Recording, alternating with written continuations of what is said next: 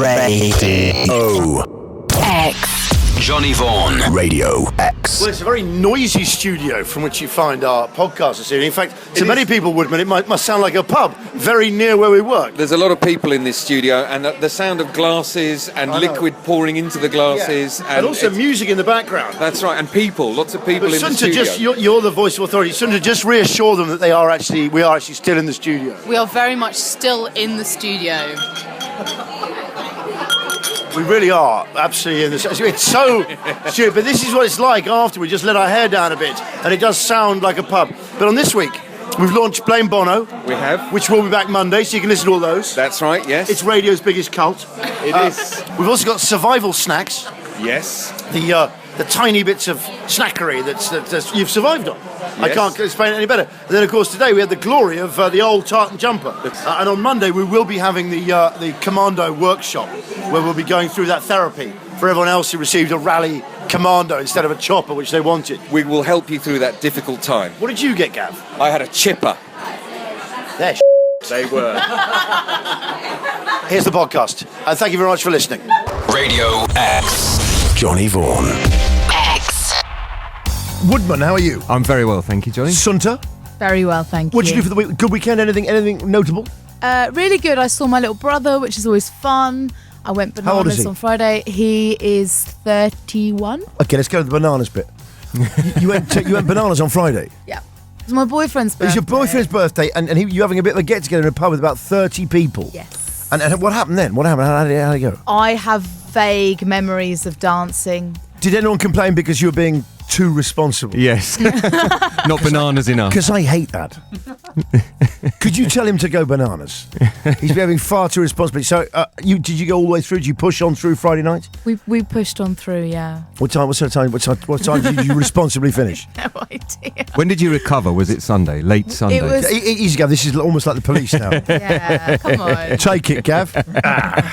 Gav, what about you? I did very little, which was really nice for me. It made a change. I've been very busy the last few weekends, so I did very little. I watched a bit of the rugby. I'll tell you what I noticed on the rugby. Go what? The commentators. When you watch a football match, you have a commentator and a summariser. Yeah. They both usually, their voices are on the same pitch. Yeah. But because ex-players, Yeah. the summariser is usually an ex-player. Because the rugby players are massive blokes, Yeah. you always get, and there's a try for England, and then the summariser goes, that's right, because you can't give him space on the wing. And it works with that's right, you can't give him any space on the wing. They sound like Gruffalos out there. You'd imagine them on the side of the pitch, him 3 times the size of the commentator.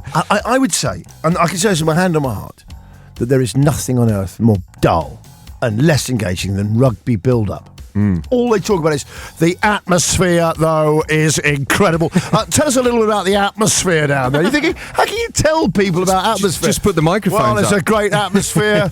It's a great atmosphere. And what about the atmosphere? Well, there's an atmosphere, and it's incredible. But what an atmosphere here. Pockets of Frenchmen sitting alongside pockets of Irishmen. And what an atmosphere.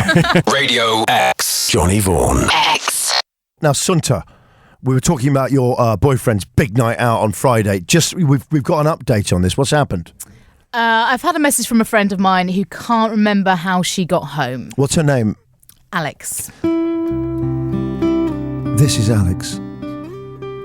She went out with Sunta on Friday night for Sunta's boyfriend's birthday drinks. There was about 30 of them. But Alex doesn't know what time it ended or how she got home. She just woke up there on Saturday morning. Can you tell Alex how she got home? Please call us 83936 or tweet at Radio X. You can also telephone us direct on 0330 3333 100 to find out how Alex got home. Help her. Help her. Radio X. X. Radio X. Please keep the pet towns coming in. But I've also promised you news of Britain's petty crime wave. Hence, this music. No, Simon. If you put this music on, you don't You're not dance. allowed to headbang. You don't dance to it. No. Sorry, that was little sigh. Not big sigh. But Little Si, the producer there, just don't. I'm going to put it up again. No. No, you don't dance to the... No, don't, man, because it's really putting me off. God, man, he's that sort of family. It's like a nodding dog in the back of the car. Okay, let's have it on. Okay. Hello and welcome to Petty Crime Watch. Okay, here we go. I'd love a show like that. Just giving us footage of people like shoplifting Mars bars. and using your bin. Yeah, not clearing up after a dog. Petty Crime Watch. I used to, actually, funny enough, about 20 years ago, I did actually have that on a show as like an item, but no one really got it. It was sort of another thing that didn't go down too well. Right, are you ready for this? Go on. Police are contributing to a surge in recorded crime by counting misdemeanors such as a stolen spray of perfume and an assault with a sock. What? Yes, it's true. Are you ready for this? This is unbelievable. In one case, a teenage girl was reported to Hampshire Constabulary after a domestic argument in which she used her mother's perfume before running out of the house. Although the bottle remained intact, the puff of perfume was recorded as theft because officers are told to enforce Home Office rules which require criminal complaints to be recorded unless they can be demonstrably disproved. The officers, Simon Hayes, the area's elected crime chief, said, "The officers were never going to be able to prove whether or not the daughter did help herself to the perfume, so the crime also remains unsolved." Surely they could just give her a sniff and know whether she'd used the perfume. Yeah, but it's a bit odd then you get into other areas. You can't have a load of coppers sniffing women. Unless you had trained dogs that could identify quantities of perfume. Yes, with trained dogs. But I can see why. Let's think about the Theft Act. Removal of a person's property without that person's prior consent or permission with the intention of permanently depriving that person of the property thereof. Okay, so you memorised that. That's just offhand. Yeah, that was weird. Thanks. Wow, that was That's weird. the Theft Act. With the intention of permanently depriving them of the property thereof. Right. It's a bit like the guy in America who tried to claim fire insurance. No, what he did was on the cigars. What he did was he insured his cigars, smoked them all, and then put in for 20 counts of fire damage. Fire damage. Yeah. On the cigars. On the cigars, yeah. And do you know what? The insurance company, this is a true story. Countersued him? No, the insurance company let him claim. They paid out for 20 separate fires. Do you know what they did? They then did him for 20 counts of arson. Because he set fire to his own property. Because he set fire to his own stories. They did with insurance fraud. He got 11 years. Whoa. No, he didn't. Have that. He got 7. He did. He got 8 to 11 years. You can look it up. Okay, you ready for this? Here's some more stuff here. It's a good story, that one, though, okay? Here's another one. In London, a scuffle between teenage brothers in which one threw a piece of toast at the other was recorded as assault. Really? Okay, here's the last one for you. This is just brilliant. An officer's report detailed how an aggrieved homeowner called the police when a neighbour cut some of their lawn. Right? The incident was classified as criminal damage, but the officer noted it could be considered theft if the cuttings were not returned. How about that? Radio X. Johnny Vaughan. Radio X. Breathe, the Prodigy. Don't blame them for any problems at all. No. They've done nothing wrong. It's someone else's fault anyway. It's always someone else's fault. Now, Gavin and I, I've known Gav for about 30 years, and over those years, we've blamed a lot of people, but we've never found anyone as satisfying to blame for all your problems. Well, I'll tell you, Gav, tell me exactly what it is. Last year, Arsenal were at Monaco in the Champions League game and came one goal away from bringing back a terrible first leg result. And who showed up? Bono. Yep. Bono was in the crowd. And we didn't score another goal. What was he? It freaked Arsenal out. You could see, they was looking up thinking, why is Bono here? I know. Everyone was. I'm not even an Arsenal fan. I was thinking, what is he doing there? They're obviously going to lose now. It put everyone on edge. It really did. It really soured the whole stadium atmosphere. Forthwith, we blame Bono. For anything that's gone wrong. Anything that's gone wrong at all, please. It could be anything at all, but just please put thanks, Bono. Oh, cheers, Bono. Yeah. I'll text Gavin. I'll say, you never guess what Bono's just done. Yeah, exactly. You're not going to lose your parking ticket. I had to put a new radiator in my car because of Bono. Is that what Bono Thanks, did? Bono. Well, he went in there in the night and vandalised it. Now You know he did. Blame Bono, please, in the next hour for all your Monday weekend ills. 83936. Son, did you blame Bono for anything? I blame Bono for the fact that I couldn't get a jacket potato for my lunch today because the canteen had sold out. And do you know what I bet happened? I bet he came in, because he's so rich, he just bought the lot. All of them, He probably said, I've heard Sunter likes baked potatoes. I'll take them all. Thanks. And then he went outside and threw them all in a skip. And they just chucked them in a skip. Spitefully. The weirdest Bono impression. Just Bonnet's raising money for charity. And it's like, done it. Have to work the weekend. Sunday, bloody Sunday. Thanks, Bono. I got one here. Cat thrown up on my slippers. Thanks, Bono. Sorry, mine was Calvin from Reading. And also, I've been trying to deliver a pizza for 3 hours now and can't find the address. Seems the estate was designed by that meddling Bono and the streets have no name. Oh, very good, sir. Oh, very good. Radio X. Johnny Vaughan. Remember, a pet town is for a week, guys. Yeah, not for life. Not just for life. Yeah. Okay. Unless you live there your whole life. Yeah. Good point, Kevin. Okay, we've asked you throughout the show to nominate your town to be this week's pet town. We can really put that spotlight on you. Give you the national attention you so deserve. Okay, let's turn on the Pet Town Randomizer. Huddersfield, Dover, Cheadle, Arrow, Didcot, Lewis, Castleford, Banbury, Dorking, Oldham, Didcot, Bolton, Farnham, Didcot, Ramsgate, Didcot, Newquay, Kenilworth, Barking, Portland, Didcot, Bilston. Bilston? Where's that? It's near Wolverhampton. Oh, is it? Okay. Yeah, Kev sent it in. He says it's terrible. Thanks, he says Kev. he hates it there. And he says... Let's get him on the phone. Well, can you get him on the phone? He says not even the sun can be bothered to turn up anymore. I'm interested about Bilston. Bilston, Wolverhampton. You are our pet town! Yeah. Radio X. Johnny Vaughan. And we've got now a resident of Bilston, despite being advised not to go there at the start of the week, but it is our pet town. So will we please say hello and welcome to our show, Laura Smart. Hi, Laura. Hello, Laura. Hello. You all right? Yeah, really good, Laura. How are you? Yeah, I'm all right. Not too bad. Not too bad. Now, Laura, you've lived in Bilston all your life. Yes. Any regrets? No, not at all. Bilston's a great place. It really is. I don't know who told you not to come, but you should. Kev did. His name's Kev. Kev said not to. Well, we love him. Love him. Okay, fantastic. Now, you work at the Robin 2. Yes, that's right. What's that? We're a live music venue in the middle of Bilston, really. We have some really good acts on. Who have you had? 'Cause I've got down here that you've had Steven Seagal. Yeah, that's right. What was your... for us? Did you meet him? Yeah, he did a VIP and, signed people's T-shirts and everything. He's a really nice guy. Did he hit anyone? No. He's got a sweaty head. He made me feel his head. And he's sweaty. He got a sweaty head. Say, you couldn't just say that again for yourself, could you? Sweaty head. He's got a sweaty head. Okay, that's Steven Seagal for you. Yeah, when I interviewed him years ago, and it was a terrible experience, but luckily the sound man farted. And it really cheered him up. It really cheered him up. Brilliant. Turns out that's his sense of... He likes a sweaty head and wind. Yeah, that's all good. Okay. Now, Laura, what is the talk of the town at the moment? What's recently opened up? Because I know this has excited a lot of people.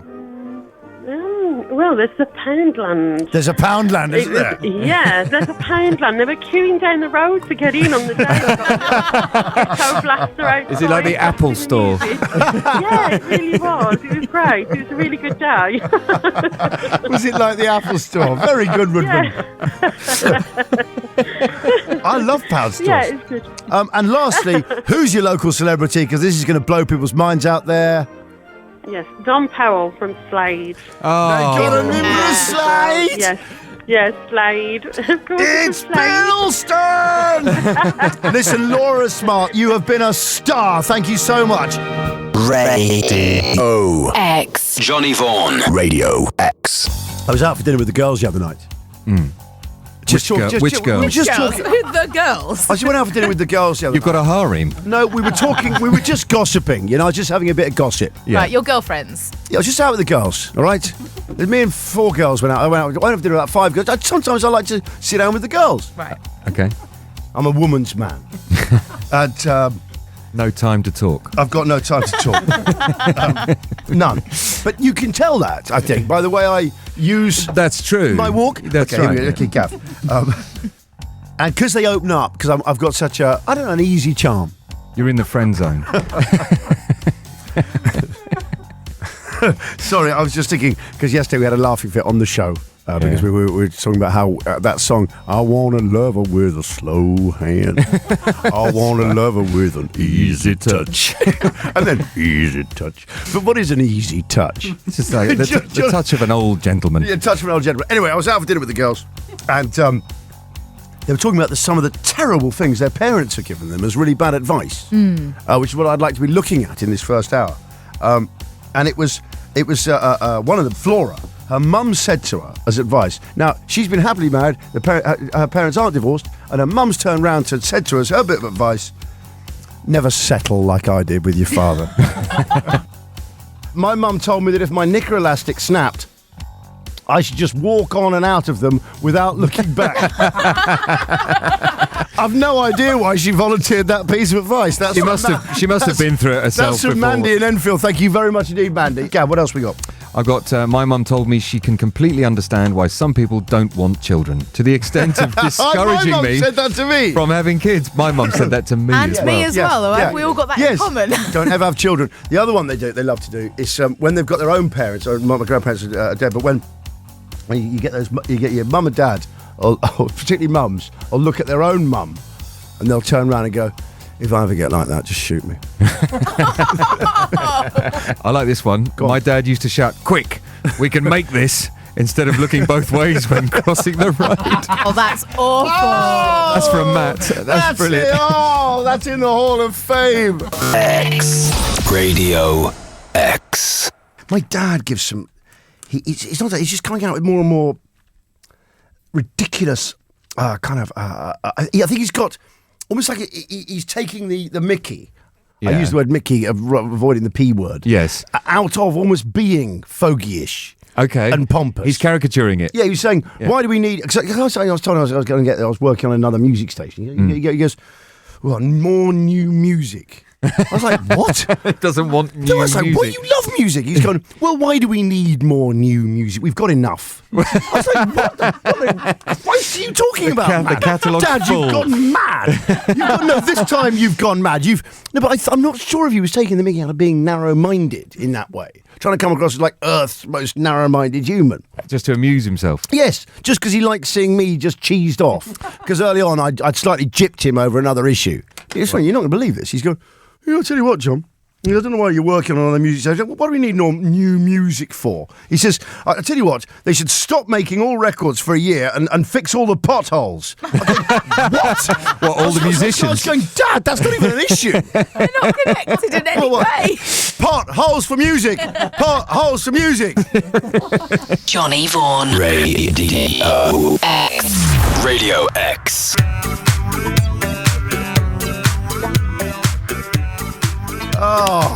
Around the world from Daft Punk. Do you want to do my world famous impression just quickly? World famous. It is, yeah. Well, Okay. my kids enjoy it in the car. Okay. Around the world, around the world. It's not bad, is it? All right. Not bad. Around the world. It's not bad, actually. By the same principle, you can do exactly the same way Stephen Hawking says the word simulation. Because my son taught me this. If you just move the finger on the lips, Yeah. you can do it. You ready? Okay. Simulation. A simulation. Radio X. Get into the music. Sunter always looks really uncomfortable when I do that, which is sort of... No, really... I just don't think it's very good. No, but simulation. Yeah, That's I know. not bad. You're hearing it as that sounds really good. That's like all my music impressions. It's not really that good. No, but you've got to enjoy doing things yourself. That's the whole point. If you can't make yourself happy, there's an old German saying, he who makes himself laugh will never be lonely. Okay. He probably will. This is fantastic. Sounds a bit lonely. Even though he looks it as he sits on a park bench, laughing his head off with a can of high-strength lager. At least I'm not lonely. Hey. X Radio X. So many of you texting, just wanting to know a bit more about the team here. And you all know about me. The answer is Sunter's PhD was in politics and economics. That's right, yeah.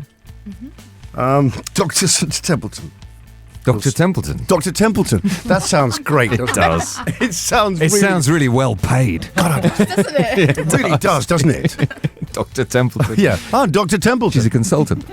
Actually, it sounds like new on ITV this autumn. Yes. Dr. Templeton. Investigating politico-economic issues. Yes, and fixing them. In villages. With equipment. Yes.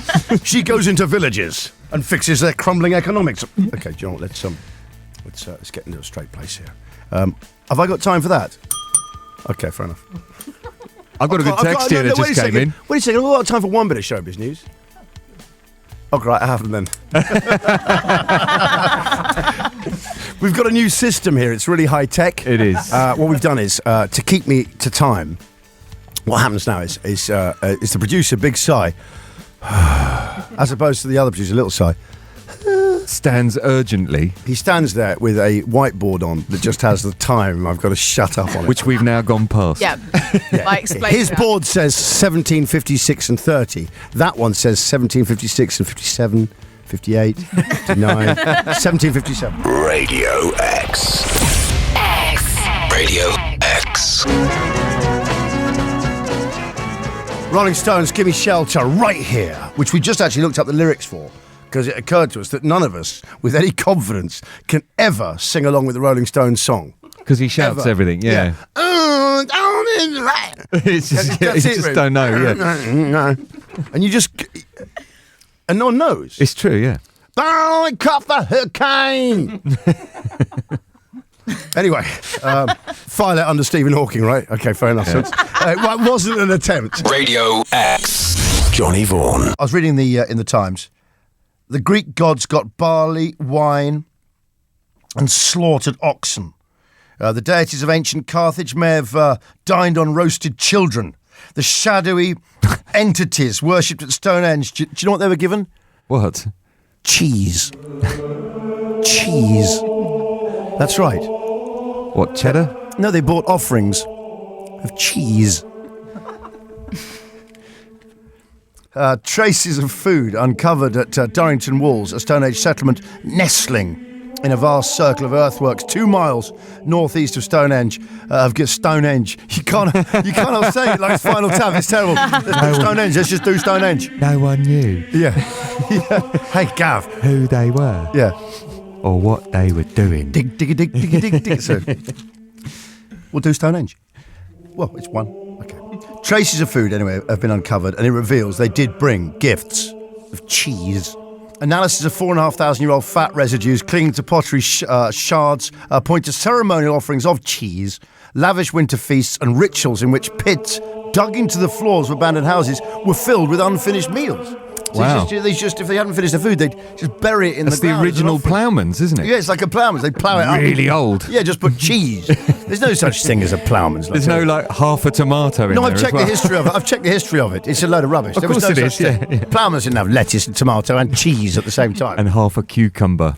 I also worked out why you start to get, as you get older, you start to be able to take stronger cheese. Yeah, you need it to be stronger. Do you know why? Why? Because it was a way. Because if young people like the taste of strong cheese, well, there'd be nothing for the old people in the cave to eat back in caveman times. So they had to have something that young people wouldn't polish off. So old people, so your taste buds have developed. So you get into cheese when you're older because that's all the young people left you.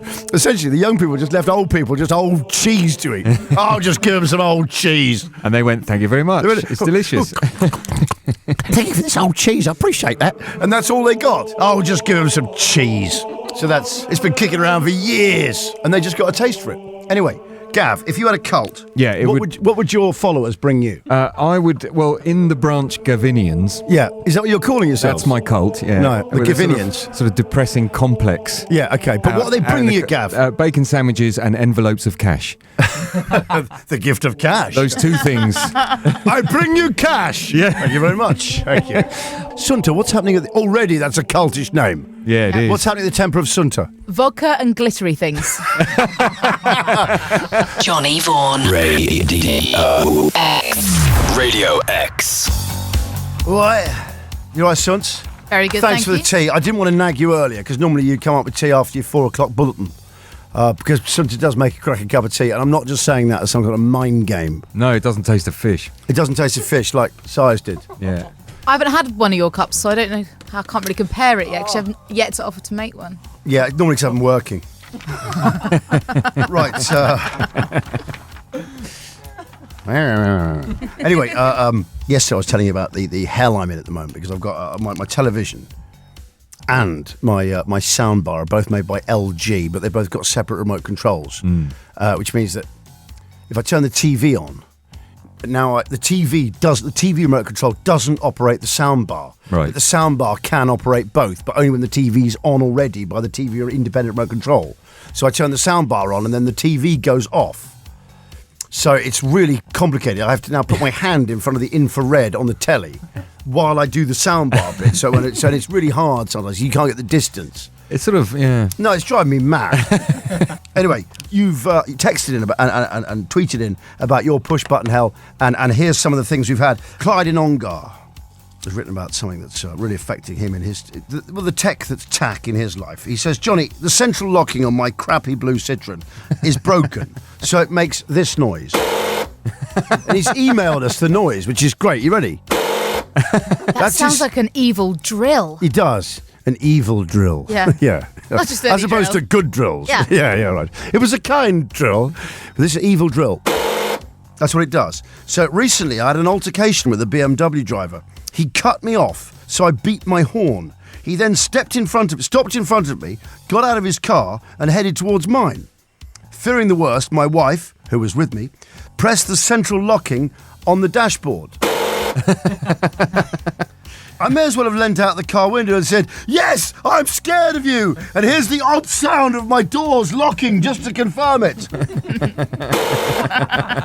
It was like letting out a girly scream. Thank you very much indeed, Clyde. Gav. Yeah, this one's from Dan in Newbury. I have smart key technology on my car. Unfortunately, I live in a house where I park directly under my front room. If I leave my keys in my pocket and sit on the sofa, the car unlocks.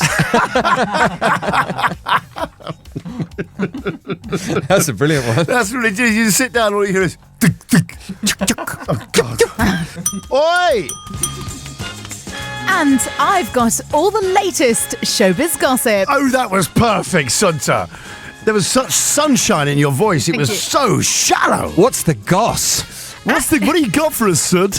Actress Sadie Frost has been packing on the PDA with a handsome mystery man sharing a passionate kiss in the back seat of a taxi. Good God. Good God, woman. Filth. Radio X. Radio X. I did something quite heroic today. What? My second visit to the dentist. Ah. I know, I don't want to bore you, but I was talking about how I was given a Flared tooth. I've got a flared tooth, like a flared trouser. It goes out at the end. No, only after they sort of shaped it wrongly. Right. But while I was at the dentist, they said to me, do I want to see a dental hygienist? Mm. So I said yes. And so today I went to the dental hygienist. Yeah. And ended up with a Brazilian. Actually, that sounds odd. Does sound a little strange. No, I didn't. A Brazilian hygienist. A Brazilian hygienist. Yeah, I didn't go in there and end up, with like a strip. Yeah. That'd be really weird. No, I ended up... Poor choice of words. I went to the dental hygienist and I ended up with this Brazilian. Mm. Yeah. Hygienist. Gosh, one has to be so careful these days. Can't even say Brazilian anymore. No, you can't. You can't say anything. But do you ever go to the dental hygienist? Yes. No, do you? I mean, when did you last go? Goodness. Probably due to go, to be honest. Yeah, well, I last went about 4 years ago. Oh, right. That's my aversion to dentist. Yeah. The amount of kit she put in my mouth, she had so many devices and things. But then she uses it's like those things, what are they call the Kircher pressure washers? Yeah. They're using that on your teeth, aren't they? Yeah, they do, yeah. And you sort of think, you get that thing going on where, because this is just standard operating procedure, you don't want to sort of complain because they make you feel like, oh, don't be sorry, everyone goes through this. Yeah. Right. But what I want to know is, is it really painful? It is painful. Oh, good. I hate it when they use the scratchy thing. No, sorry, I was just moving on. That was point 2. Yeah. Hygienists are more painful than the dentist. Yeah. Thank God. They really are, yeah. Oh, And they just scrub away like they're cleaning a car, don't they? Do you know, I've never discussed it with them because, you know, there's sort of professions where they make you just feel like, oh, don't be pathetic, like a little child. You know, I was thinking, no, this is actually genuinely painful. I'm in pain here. Yeah, you should get a general anaesthetic for the hygienist. Definitely. Or at least I should have got drunk. But I'm in such pain now. And it doesn't feel like they're my teeth. And also, can you not... Is your tongue constantly going up into weird parts into weird gaps, yes. You feel like that's never been there before. No, I'm finding gaps where I didn't even know there was teeth. Yeah, anyway, then they move to the scraper. Yeah. And they make your whole mouth feel like a horse's hoof, you know, and like she's the blacksmith. and she said, instantly she's gone in with it. She's gone with the scraper. I know she's changed equipment. She's trying to act like she hasn't. She's gone, and she's gone, well, some people prefer the scraper. I said, no, they don't. They don't. No one prefers that. No, liar. Some people prefer something metal being pushed between their teeth and scraped really loudly. Radio X. Johnny Vaughan. Gavin's just really been rude to me. I've got these glasses on today, but I've smashed my other glasses. So I've worn these glasses I bought at a glasses shop. They're 20 quid. Yeah, it's just reading. And I put them on, and Sunta's instantly been laughing at me, saying my eyes look massive. Really big. Do they really look big? Yeah. They look weirdly big inside your glasses. Do they? Like jam jars. And then Gavin, with the woman, just said I look like a minion. They're not that bad, Gav. X. This is Radio X. I promised you the most intriguing ever headline in the history of print journalism. Go on then. And I promised that would then be followed by the greatest ever opening paragraph. Okay. Okay? Right. He said, looking Go at on, us. then. I don't look like a minion. I don't look like a minion. I'm sorry, when it's high-powered glasses, I'm getting a lot of flack here. Every time I look up, they just laugh at me. In case you think, why are they laughing more? Okay. Are you ready? Yep. Here's the headline. You might want to drop the music back for this. Or have we got a drum roll there? We can maybe drum it. Wow, it really sounds like a timpani. Wow. That's good work. It's a kettle drum. Okay, ready? And... Oh, there's another 19 seconds of this. Go on, give us the I'll headline. just chop it down. Meerkat expert spared jail for glassing monkey handler. Hooray! That's a story in itself. Okay, now, are you ready? It is a story, Gav. Oh, no, sorry. Where's the drum roll again?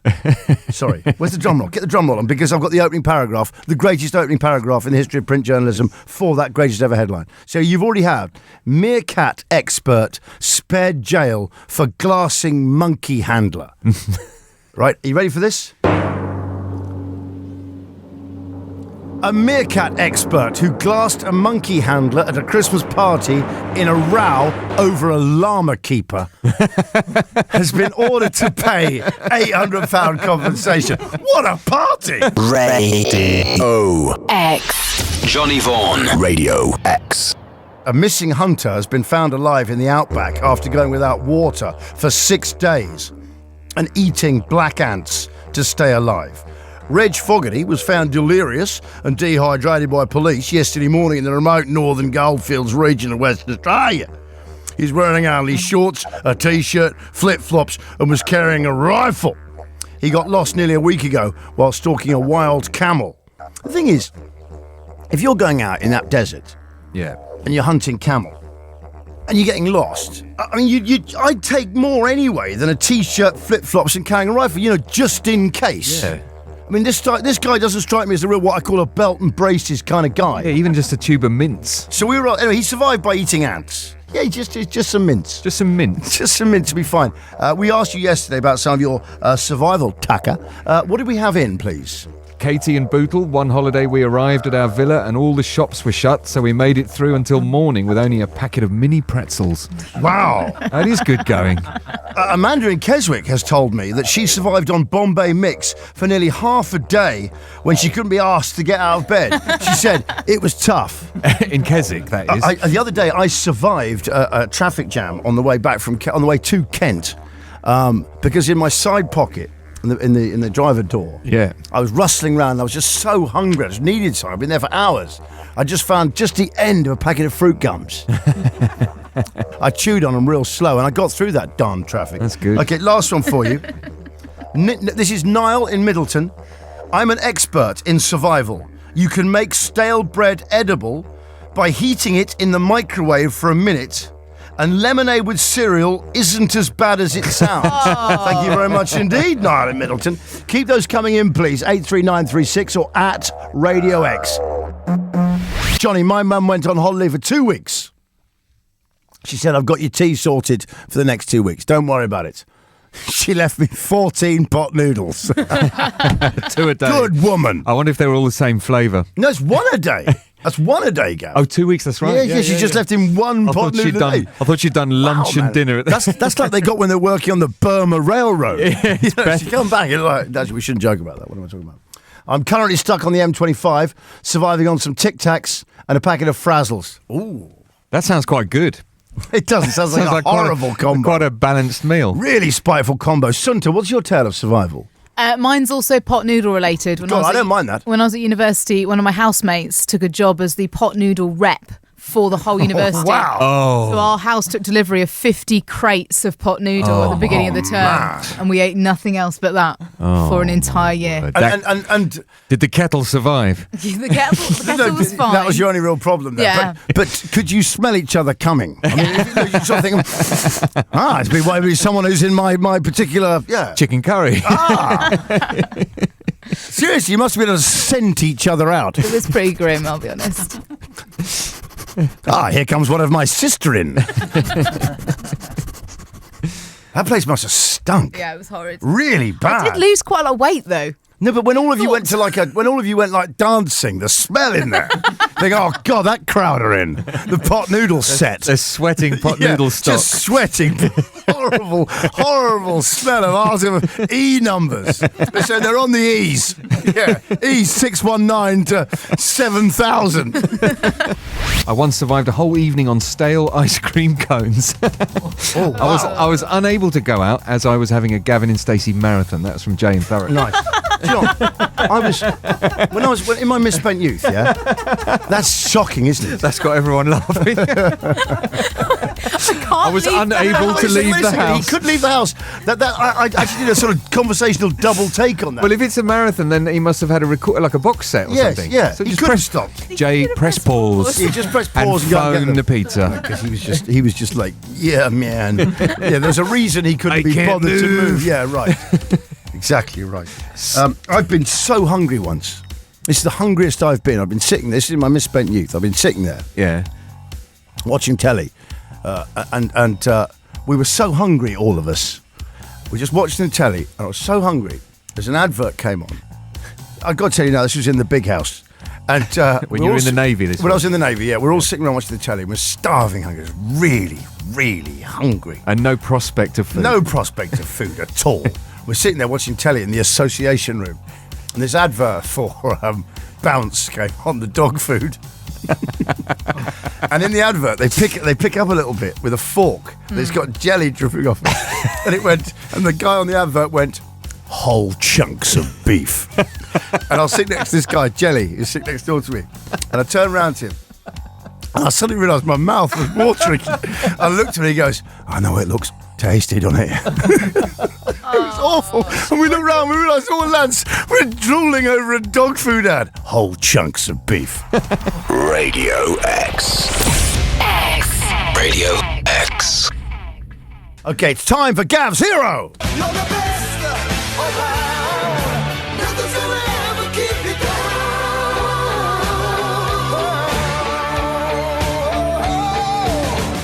down. Well, if you're looking for the best around, locally, Gav's your man. Yeah, he's reasonably local. Well, you're local. Why did they hire Gav? He's handy. Just available. He's handy. Okay. Gav, tell us about your hero today. Today's hero is a man called Yusuf Al-Chagirov. I like him already. He lives on the Russia and Georgia border. Ooh. And the reason I picked out this story is because he's 80 years old. Yeah. And he successfully fought a bear in the wild. Wow. So he's a shepherd. So it's not normally his game? No. Okay. So, no, okay. He doesn't do it for a it's living. It's outside his skill set. He's not like a mixed martial artist. artist. Bear fighter, yeah. But anyway, he got attacked by a bear. He first pulled off his jacket as the bear charged at him. Yeah, that's what you do. Threw it over the bear's head and then punched the bear in the face. Okay, give us the 1, 2, 3 of that again, in case we should get attacked by bears on way home. Well, this is what he or did. actually, anyone else. What you do is, 1, take off your jacket. Throw it over the bear's face. 2, throw it off potential assailants. And punch the nose of the bear. 3, punch in head. Yeah. Okay. Now, the bear didn't like that. So no. Does it say that there? Yes, it did. The bear didn't like that. The bear didn't like it. Okay. The bear threw the coat off and chomped down with its massive jaws onto Yusuf's arm. Ooh. Okay. Yusuf pulled the jaw down and pulled his arm out. That's the tricky bit. And didn't let go of the bear's jaw and started punching the bear and kicked it between the legs. Old school. Now, it goes on. Can I say, do obviously hominids like us, it really hurts when you get kicked in the nads. Absolutely. Is that the same throughout the animal kingdom? I've never thought. I would assume so. But I've never. Have they done tests? Have they kicked other animals in the nuts? I don't know. I don't know how. No, I'm just saying, but they do all sorts of animal testing. But have they done that one? Don't think so. Because you asked me, it is a real shortcut survival strategy. Anyway, if you're being attacked by a bull, they're the size of the nads on them. And next time I'm attacked by a bull, I'll just nip round the back and whumph, and that's it. That's the end of the game. If it's pain to nad. You know, are in proportion. The bigger the nad, the bigger the pain. Wham! You're missing this is like a WWF fight. This. Okay. Well, no, they don't do that move. No, wait a second. So Yusuf pulled his pocket knife out to try and attack the bear with it, and the bear slapped the knife out of his hand. Right? That's not a bear. Right? No, wait. It's not a bear. No, wait a second. The bear then picked him up in what's known well as a bear hug. Oh, it actually does do the bear hug. And Yusuf headbutted the bear in the nose, and the bear then threw him over a cliff, and he survived. Oh my goodness! So hey, wait a second. Wait. There's a few things I've got to go here. I've got to ask you a question. Is he counting this as a victory? Well, most people who get attacked by bears, if they don't fight back, become lunch. Okay, I think you're right. If you live having encountered a bear, you've won. You can count that. You can chalk it up. Can't you? You can. 1-0. Yeah. Well done, Yusuf. Okay, he completely battered me and chucked me over a cliff, but I'm claiming a Pyrrhic victory. That's right. That's a great hero, Gav. What was his name again? Yusuf Al-Chagirov. Okay. Can I just say to you as well, don't do that whole thing about, but if you have got knowledge on whether other animals experience the same pain as humans when whacked in the nads, do tell me about it. Don't try it out now on like a dog you got handy or whatever. Don't start... You know, it's not the show that says kick an animal, you know. Radio X. Johnny Vaughan. X. You might have read that all people in Parliament have to declare any gifts above 140 quid. Yeah. So David Cameron has received a package from Ultimo. The lingerie company. The lingerie company. She's got made Baroness Moore, isn't it? She just got made. Congratulations to her. I think she's done fantastic stuff. So she sent David Cameron a package. Everyone's like, what's in there? What's in there? Look what you've got. I bet everyone was standing around it and sort of... Anyway. Bit of an anticlimax because it was meant for Sam Cam, they thought, for Samantha Cameron. Yeah. She's opened it up and it was... a tartan jumper. Oh, no.